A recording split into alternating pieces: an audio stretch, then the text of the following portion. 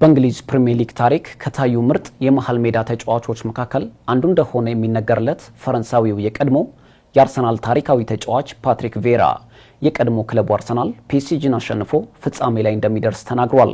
በአውሮፓ ሻምፒዮንስ ሊግ የግማሽ ፍጻሜ መልስ ጨዋታ በሜዳው ኤምሬትስ በፓሪስ ሴን ጀርሜን የ1-0 ሽንፈት የገጠመው አርሰናል የመልሱን ጨዋታ ለማድረግ ወደ ፈረንሳይ ፓሪስ አቅንቷል።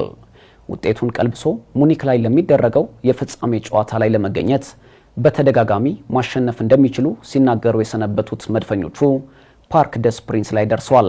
ፈረንሳዊው የቀድሞ የአርሰናል ታሪካዊ ተጫዋች ፓትሪክ ቪዬራ ከጨዋታው በፊት በሰጠው አስተያየት አርሰናል የሀገሩ ክለብ የሆነው ፒኤስጂን አሸንፎ ፍጻሜ ላይ እንደሚደርስ እርግጠኛ መሆኑን ተናግሯል።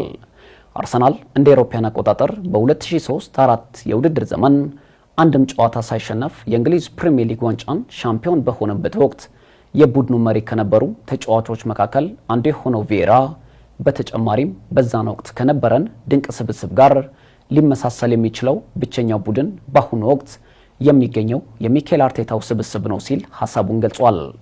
አርሰናል በታሪኩ የአውሮፓ ሻምፒዮንስ ሊግ ዋንጫን አንስቶ እንደማያውቅ የሚታወቅ ሲሆን ለመጨረሻ ጊዜ በመድረኩ ፍጻሜ ላይ የተገኘው ከ19 ዓመታት በፊት ማለትም እንደ አውሮፓውያን አቆጣጠር በ2005-6 የውድድር ዘመን እንደነበር ይታወሳል።